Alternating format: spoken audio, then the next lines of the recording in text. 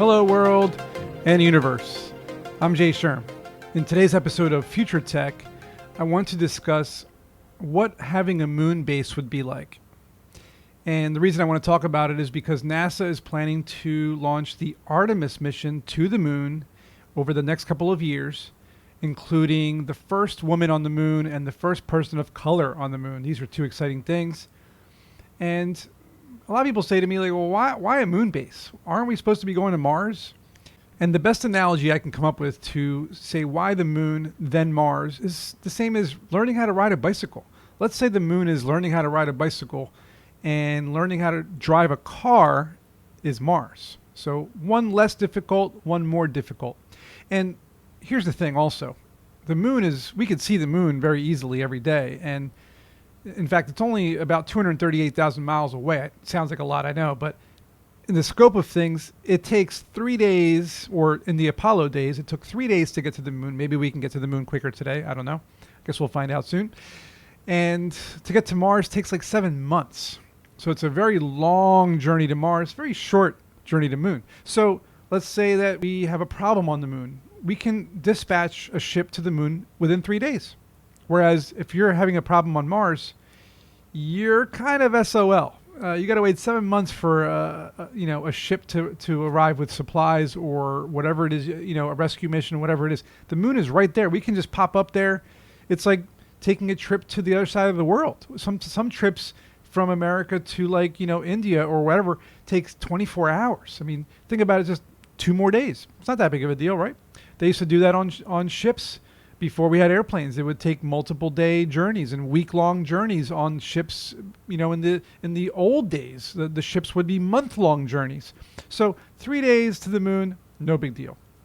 Which also gives us really quick communication times. So when we establish a moon base, and we have scientists working on the moon, and now it's not a space station, right, that's going around the Earth over and over again. We're established on the moon, so it's a more solidified presence. It's a more static presence. It's not moving.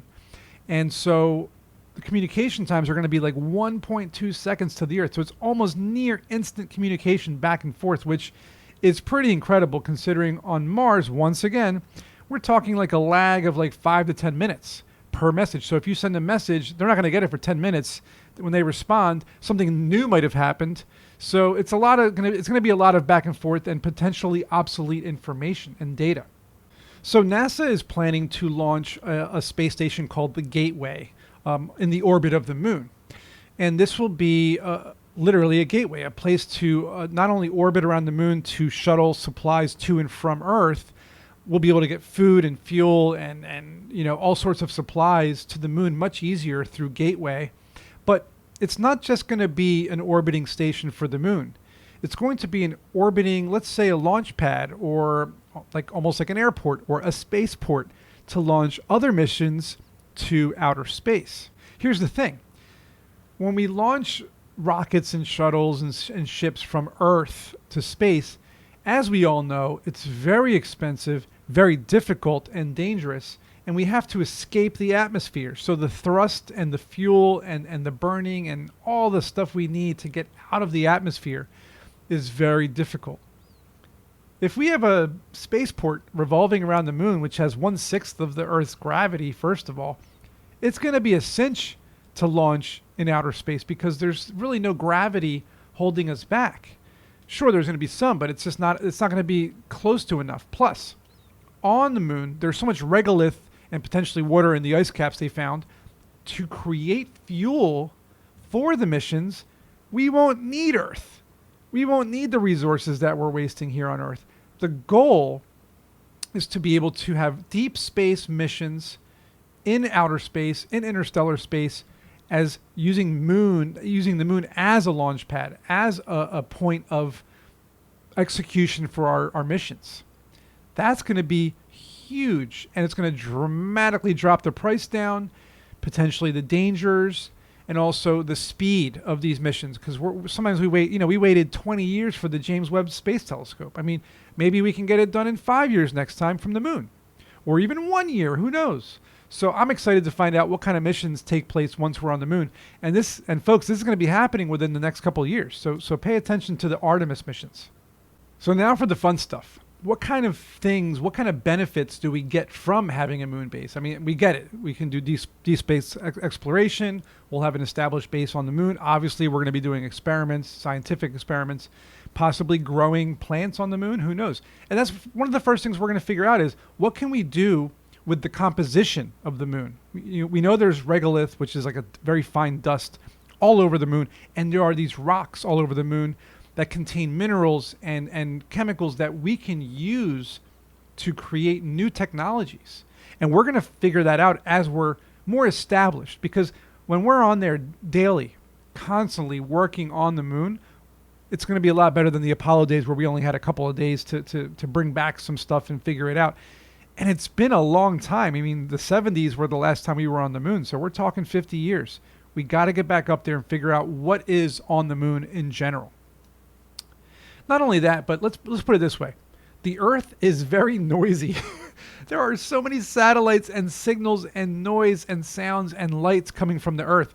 So if we can set up planetary and space observing instruments and devices on the dark side of the moon, we will be able to, space will become untapped. We will be able to see and hear so clearly all of the things that we still don't know a lot about, such as black holes. We will be able to detect black holes using instruments that are hard for us to use on the Earth. Plus, on the Earth, we have to get through the atmosphere, right? We have to get through clouds and debris and satellites. So our telescopes can see really well, as we know. We've been seeing images for decades now. But imagine if we're on the moon with an unobstructed view of what's out in space. We will be able to uncover so much more. Now, this helps us in a lot of different ways. First of all, having a bird's eye view of the Earth from the moon means we can detect its magnetism. We can detect near-Earth objects. We can check the weather, whether it's space weather, moon weather, Earth weather. We'll be able to learn a lot more about a lot of things just by being on the moon full time. And this is only going to help humanity in the long term. So I'm no expert, so I don't know the exact types of things we'll be able to learn by doing this, but I know that it's going to help us learn more about the Earth, the sun, the moon, and other planets as well, because we're going to have a different type of unobstructed view and be able to use instruments in a whole new way. Something else that really interests me is the fact that we are constantly burning fossil fuels and using these carbon emitting, resources and processes to create things for Earth. If we could potentially move some of these facilities to the moon, we would be offsetting all of the climate change, global emissions that we're causing on Earth by moving them to the moon. Plus, there are so many precious resources on the moon that we'll be able to tap into, like I mentioned before, like silicone and rare earth elements that we are having trouble in the supply chain today getting, like titanium and aluminum and precious metals. And there's helium-3. There's this really cool show I love called For All Mankind, and it's the space race that would have happened if America and Russia never really stopped the space race. And they're always talking about helium-3 and how it's going to be a fuel source for the future and how it's so abundant on the moon. So we're going to be mining this helium-3 in order to propel our future missions without tapping into the resources of Earth. It's a no-brainer. And as was recently discovered in the past 5-10 years, the polar ice caps, the polar regions of the moon, there's definitely ice and water there. They've seen it on, I guess, instrumentation they've used to deduce this. If we can be near those poles, we will have more access to water, which is obviously extremely needed. And also, one of the most notable things is the sunlight that the moon gets. So we can use solar energy way more than we can use it on Earth, because the sunlight, the days that have sun are much longer than they are on Earth. So there might be I don't know how many days, maybe a week's worth of sun all in one shot without it ever getting dim. So all that solar energy, we can tap into it on the moon to power everything. That's going to be huge. And then, of course, there's the issue that people mention is, well, how are we going to live on the moon? Obviously, we're going to be living inside bases.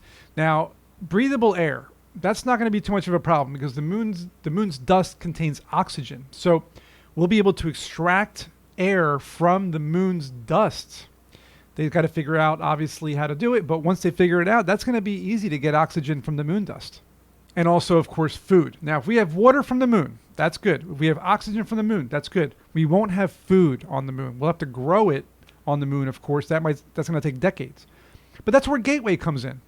If it's a 3-day trip, and I'm sure Elon Musk, SpaceX, and whoever else out there can figure out a much quicker way to get to the moon and back, we can have shuttles, basically. Have shuttles going back and forth, sending food to the moon and sending back resources to the Earth.